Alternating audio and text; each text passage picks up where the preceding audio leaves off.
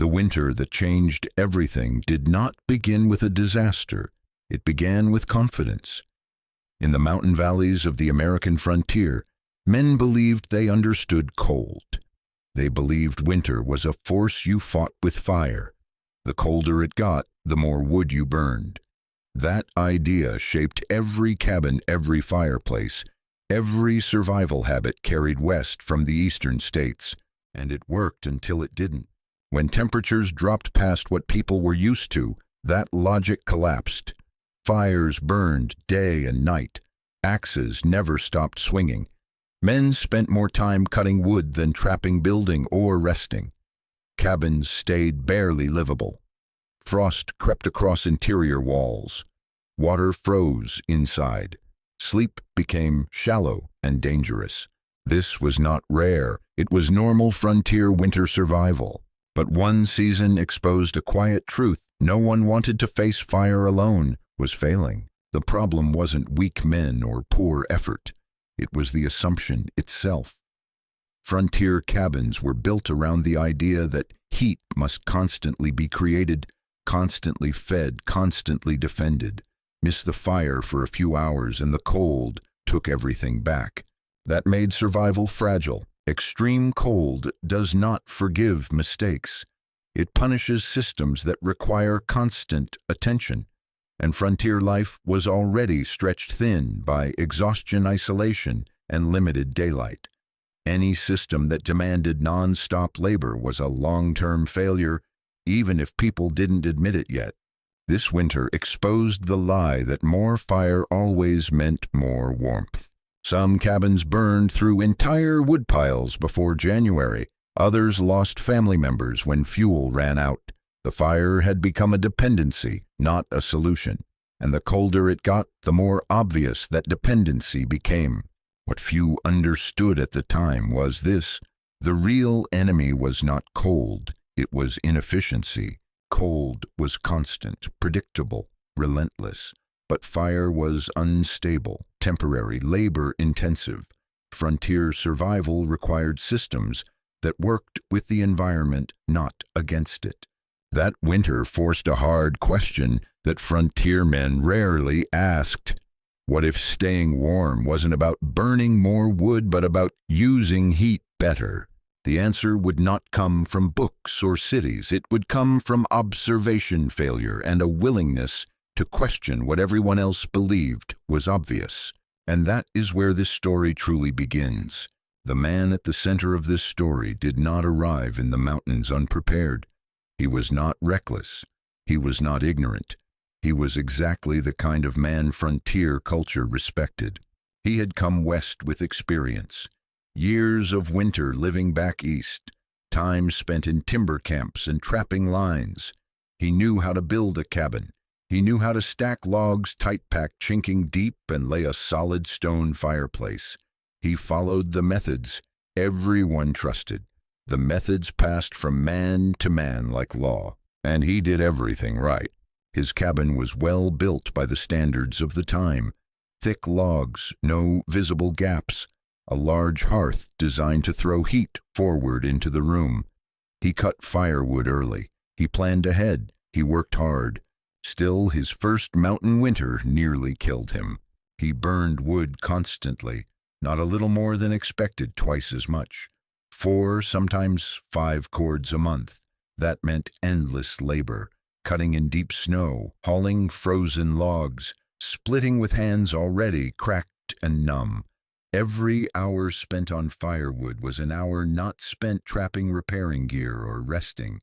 And after all that work, the cabin was still barely warm. On the coldest nights, frost formed inside. Water froze within arm's reach of the fire. The heat stayed near the flames and vanished as soon as the fire weakened. If he slept too long, he woke shivering. If he let the fire die, the cabin punished him immediately. This was the trap. The system demanded constant effort just to maintain survival-level warmth. There was no margin. No forgiveness for fatigue, sickness, or injury. Miss a day of cutting and you paid for it at night. Many mountain men accepted this as the price of winter. He did not. What troubled him was not just the cold. but the math. The harder he worked, the more dependent he became on fire. The more wood he burned, the less time he had to secure his future. The cabin consumed labor instead of protecting it. That realization mattered. Frontier survival was not about toughness alone. It was about sustainability. Any system that required non-stop effort would eventually fail, no matter how strong the man using it. By the end of that winter, he understood one thing clearly. If he kept heating his cabin the right way, he would not survive another season. Something had to change. Fire feels powerful. That is why people trust it. You can see it. You can feel it on your face. When the cold presses in, adding more fire feels like the obvious answer. In extreme cold, that instinct is wrong. A traditional frontier fireplace creates heat, but it also creates loss. Most of the energy goes straight up the chimney. What stays in the cabin stays uneven. One side of your body overheats while the rest of the room remains cold. The fire warms people, not spaces. Worse, fire creates suction. Hot air rises and escapes. That escaping air pulls cold outside air into the cabin through every crack, seam, and weak point in the walls. The stronger the fire, the stronger the draft. You burn more wood and invite more cold at the same time. This is the hidden failure most trappers never named. They worked harder, not smarter.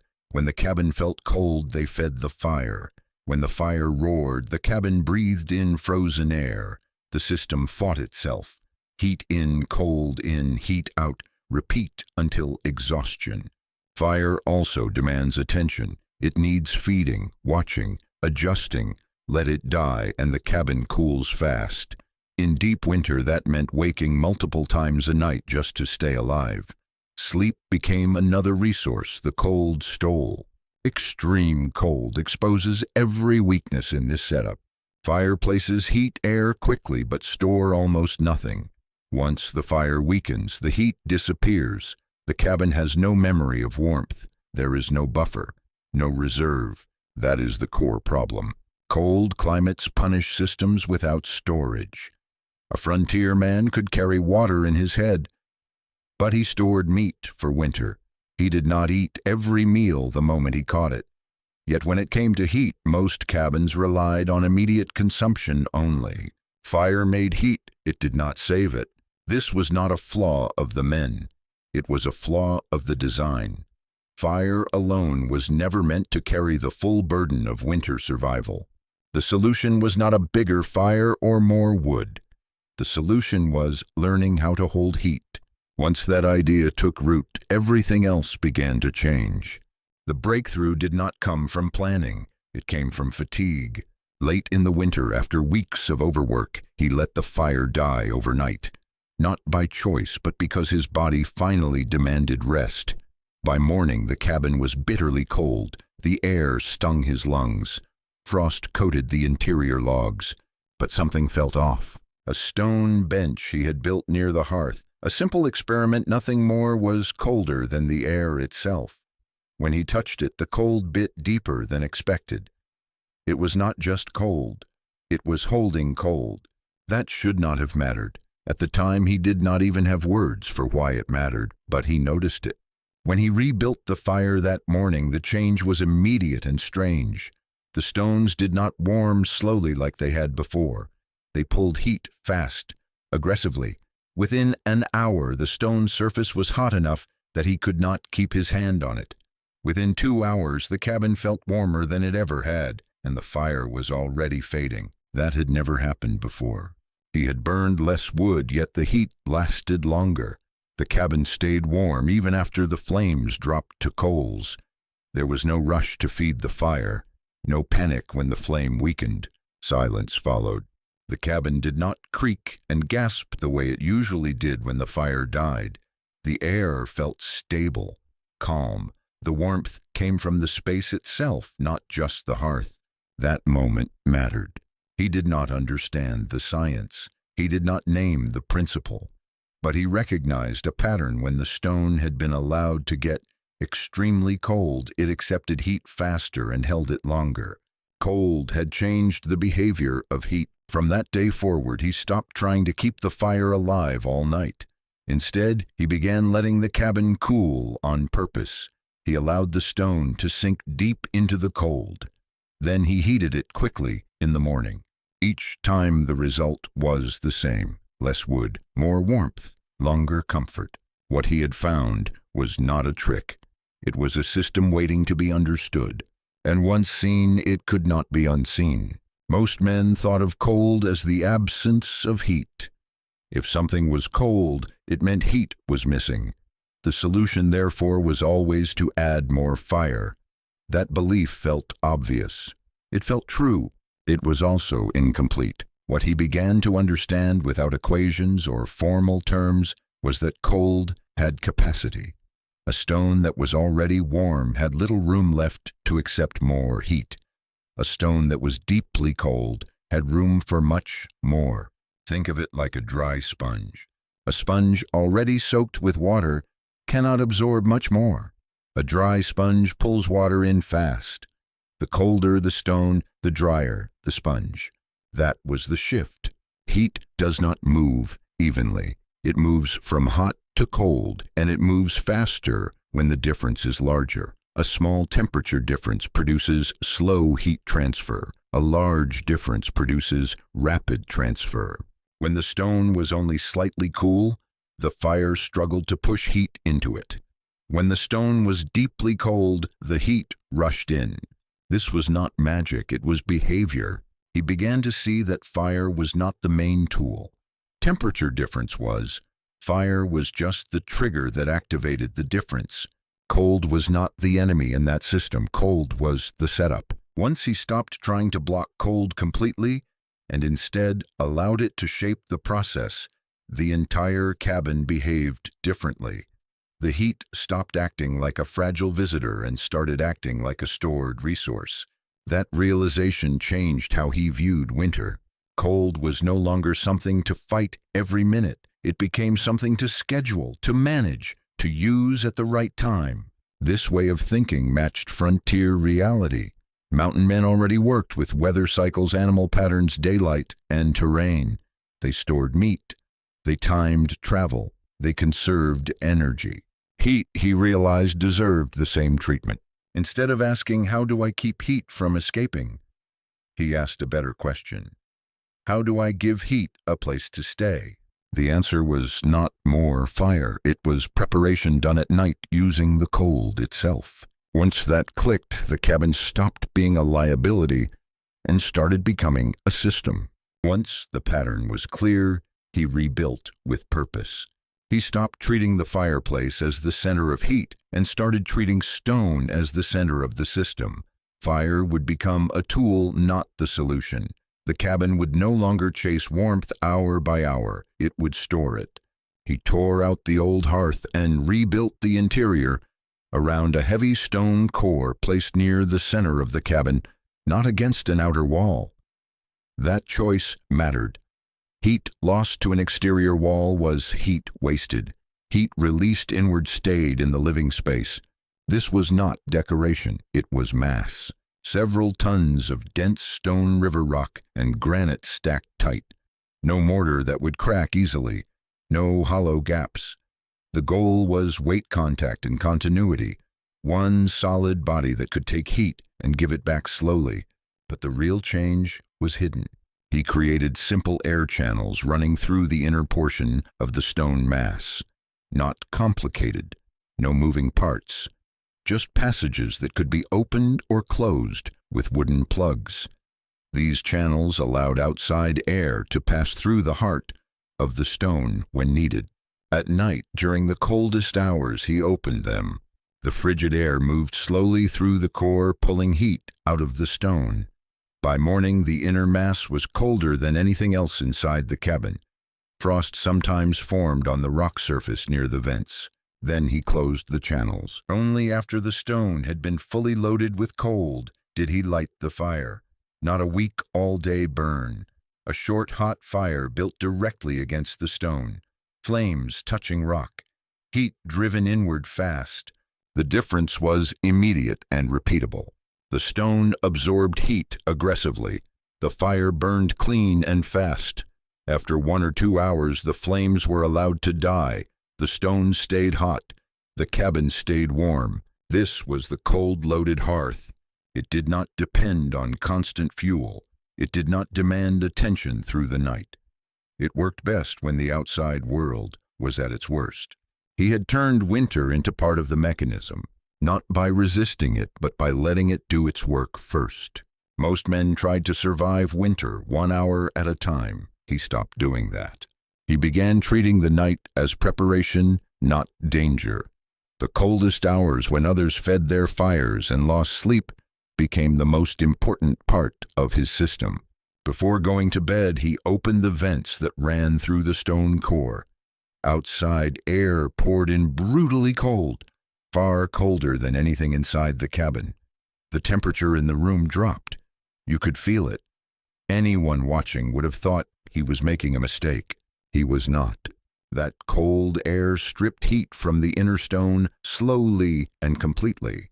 By midnight, the core was colder than the walls, colder than the floor, colder than the air itself. This was not accidental cooling. It was deliberate charging. The key was timing. He did not try to stay warm while sleeping. He dressed for cold. He accepted discomfort for a few hours in exchange for stability later. Frontier men understood trade-offs. This was one more. At first light, before the sun touched the valley, he closed the vents. The stone was now isolated from the outside. Whatever cold it held was locked inside. Only then did he build the fire. The fire was short and intense. No slow feeding, no all-day burn. The goal was not to warm the air. The goal was to drive heat into the stone as fast as possible, while the temperature difference was at its maximum. And it worked. Heat moved fast. The colder the stone had become overnight, the faster it accepted warmth. Flames touched rock. Smoke rose. Within an hour, the fire had done its job. Then it was allowed to die. What followed was the real benefit. The stone released heat slowly, evenly for the rest of the day. No rush, no spikes, no cold collapse when the fire faded. The cabin stayed warm while other men were already cutting wood again. This rhythm mattered. Cold at night, heat in the morning, comfort all day. It required discipline, not strength. Planning, not panic. Once learned, it reduced labor, saved fuel, and removed fear from the darkest hours of winter.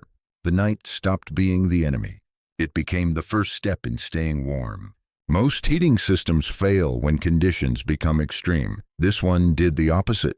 The reason is simple: temperature difference drives everything. Heat does not move because you want it to. It moves because there is a difference between hot and cold. The larger that difference, the faster and more efficiently heat flows. In mild weather, that difference is small. In brutal winter, it becomes enormous. That is where this system gains strength. When outside temperatures dropped to 40 or 50 below, the stone core became colder than ever during the night cycle.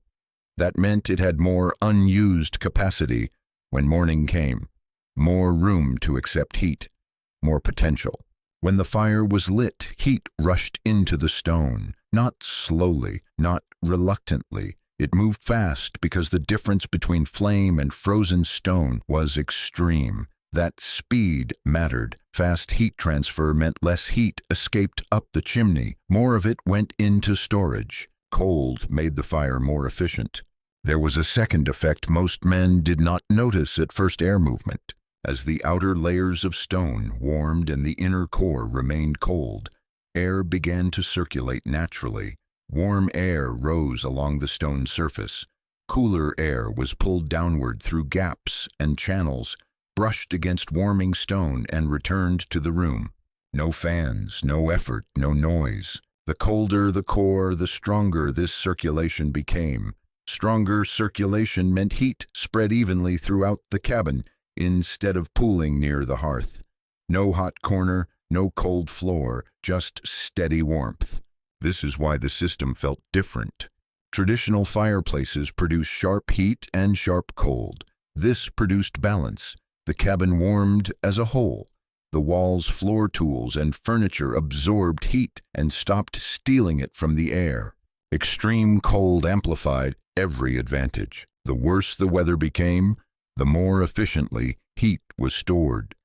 The more efficiently heat was stored, the less fire was needed. The less fire was needed, the safer and calmer the cabin became.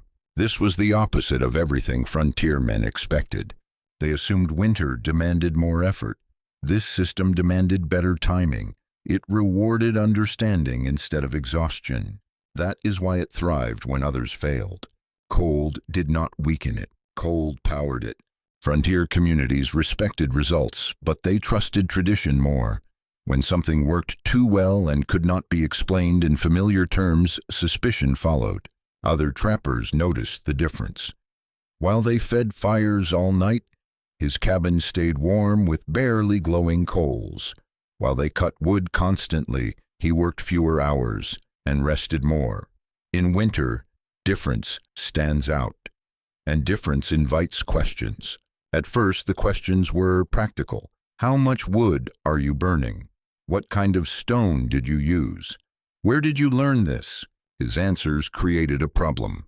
He did not talk about tricks or shortcuts. He talked about stone cold and timing.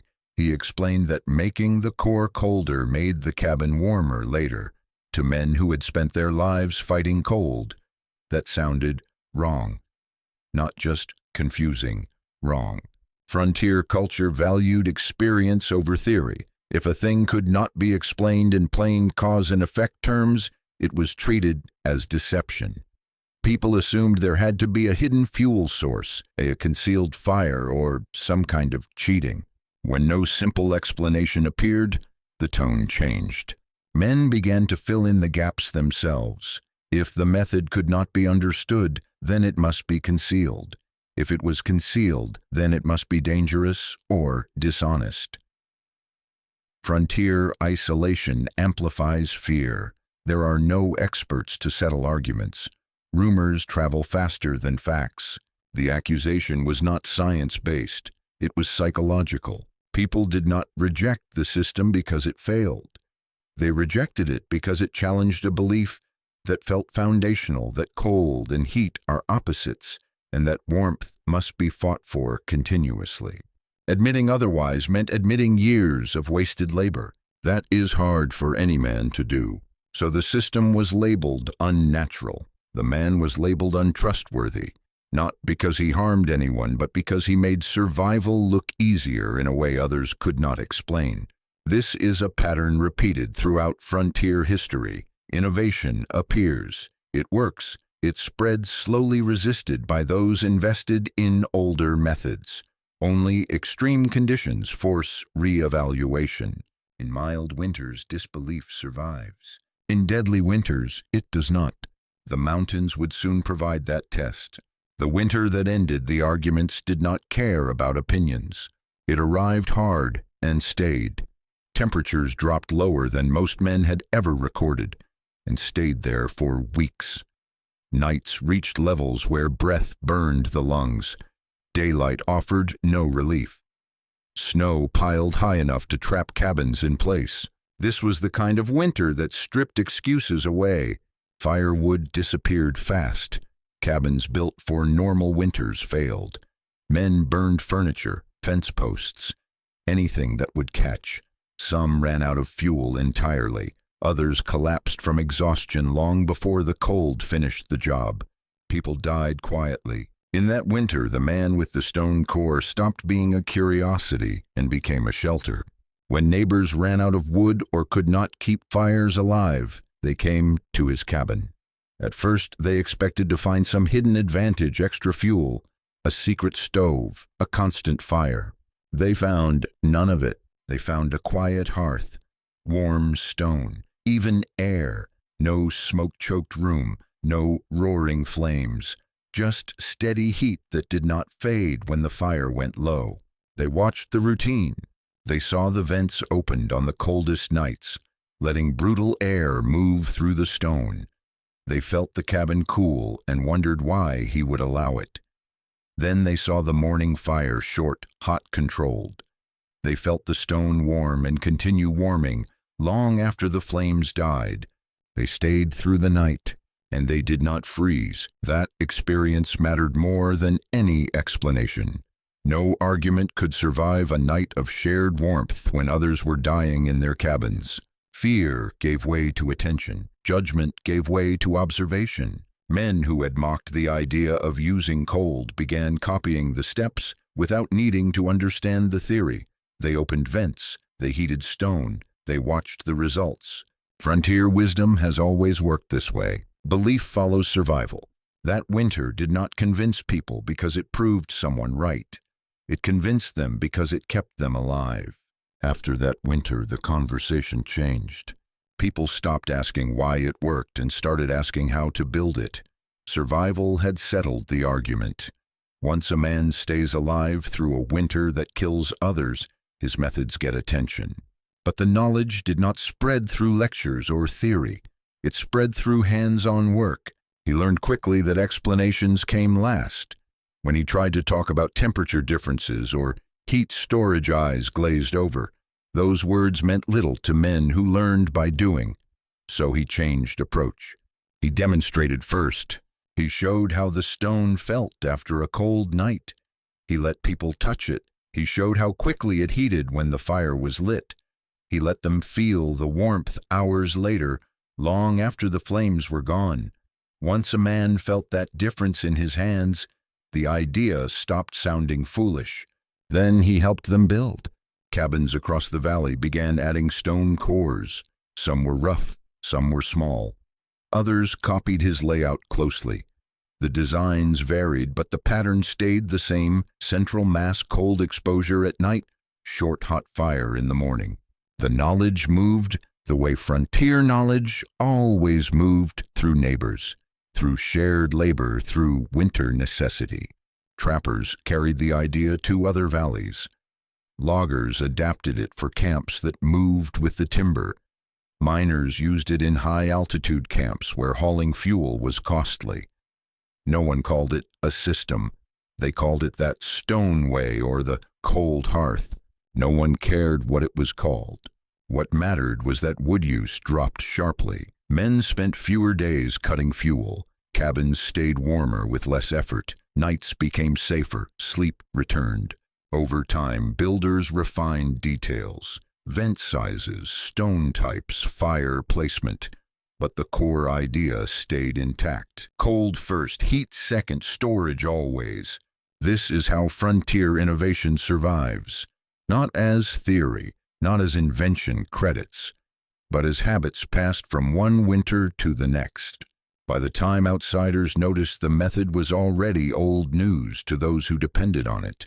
The decline did not come from failure, it came from convenience. As the frontier stabilized, new fuels arrived. Coal stoves replaced open hearths.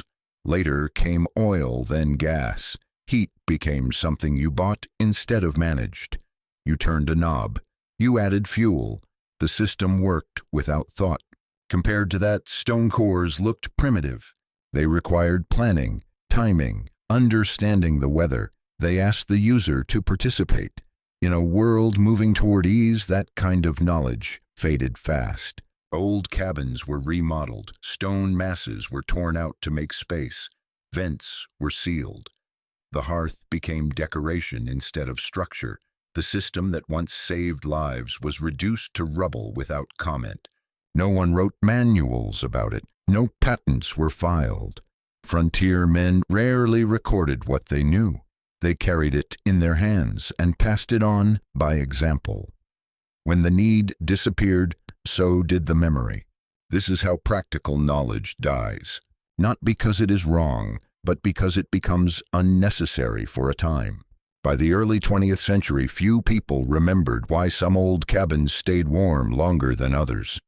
The stone cores were mistaken for crude fireplaces or poor masonry.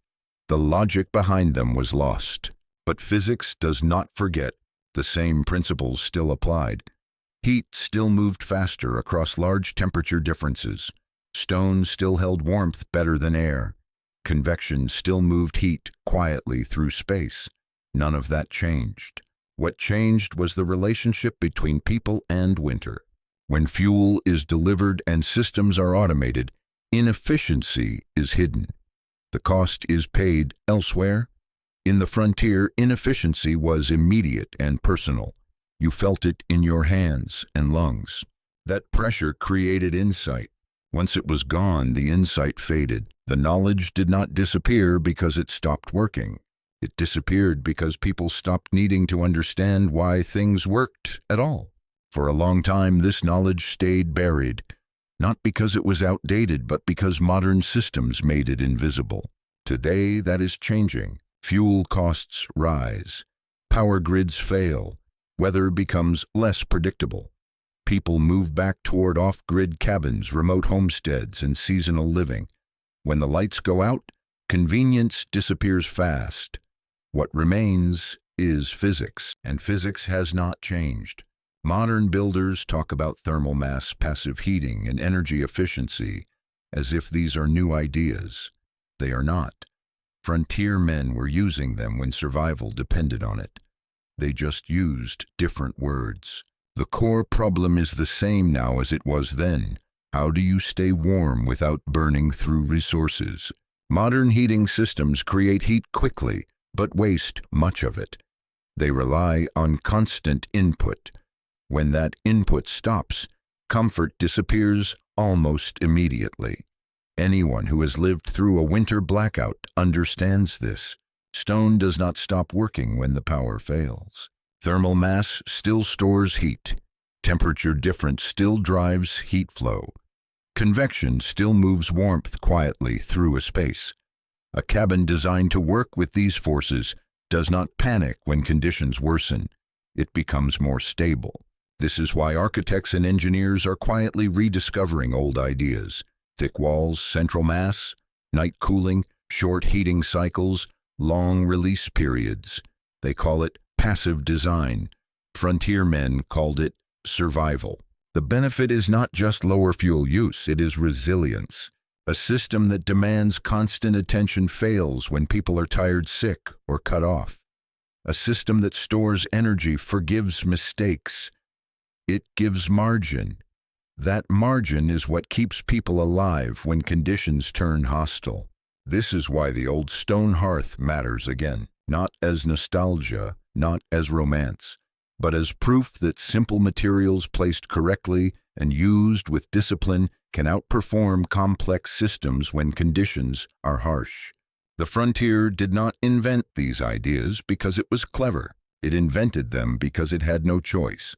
That same pressure is returning, and with it the value of understanding how cold, heat, and time really work together. The lesson left behind by this system is larger than stone and fire. Frontier survival was never about overpowering nature. The men who lasted longest were not the strongest or the most stubborn. They were the ones who paid attention. They watched patterns. They adjusted habits. They stopped fighting conditions that could not be beaten and started using them instead. Cold was one of those conditions. Most people treated cold as an enemy that had to be pushed back every hour. That belief created exhaustion, waste, and danger. The cold-loaded hearth proved something different. Cold itself could be part of the solution if handled with discipline and timing. This is a frontier way of thinking. You do not eliminate hardship. You arrange your life so hardship does less damage. You store what matters. You work in cycles. You accept short discomfort to gain long stability. That mindset applies far beyond heating a cabin. It applies to food, energy, labor, and even community. Systems that require constant effort collapse when pressure rises. Systems that store strength endure. The mountains taught that lesson repeatedly, often at the cost of lives. The stone hearth was not clever because it was complex. It was clever because it respected reality. Fire is temporary. Stone is patient. Cold is predictable. Heat follows rules whether you understand them or not. The men who learned to see that survived. Over time, technology made these lessons easier to ignore. Fuel arrived by rail. Power arrived by wire. Winter became something handled by machines instead of habits. But when those systems fail, the old rules return immediately.